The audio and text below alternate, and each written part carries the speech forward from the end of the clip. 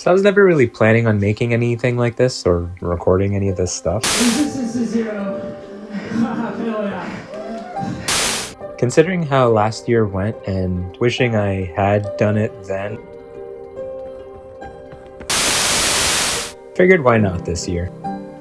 So the whole story with last year, 2025, I decided to sign up for a sprint triathlon, and I gave myself about 9 weeks to prepare for it. Awesome, Jay. Awesome, baby.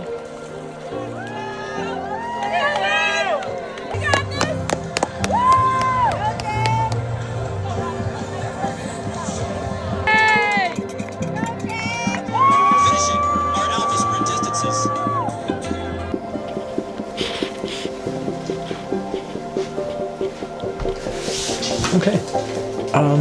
So after all that, I came in 4th place in that triathlon, which is nuts. I wasn't even thinking about the possibility of getting on a podium because this is my first time ever and I didn't really have that much time to prepare for it. I barely swam anything more than 100 meters in like 15 years before this. I had never really combined activities like that or even done a workout that long before, truly.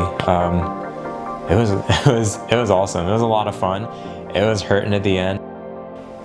And I was just so stoked at how that all went. I just wanted to do it again. So I am this year. But there's a lot of cool aspects of the training that I loved leading up to that. And I got a lot of firsts going into that I wish I documented because they were fun. Like doing my first brick workout, going from bike to running on the rail trail out here, that was pretty cool. I was texting my wife about it after.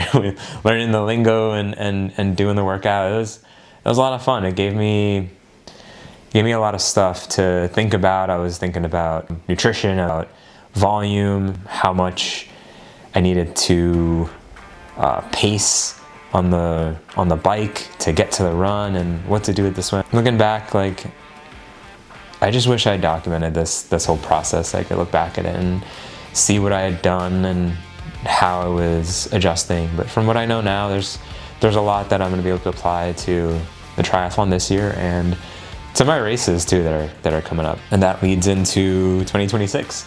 So this year, there's a couple of things that I have coming up that I'm super excited about. So after the triathlon last year, my dad was super excited and he signed up for the triathlon for this year. So I decided to do it with him and we're gonna do the sprint distance again. I was gonna try to do the long distance, but since he said he was gonna do the sprint, I figured it'd be cool to do it together with him. And then the whole point of this too is that I was gonna do the 9+1 to try to get into the New York City Marathon for 2027, but I got super lucky and I got in by lottery for 2026.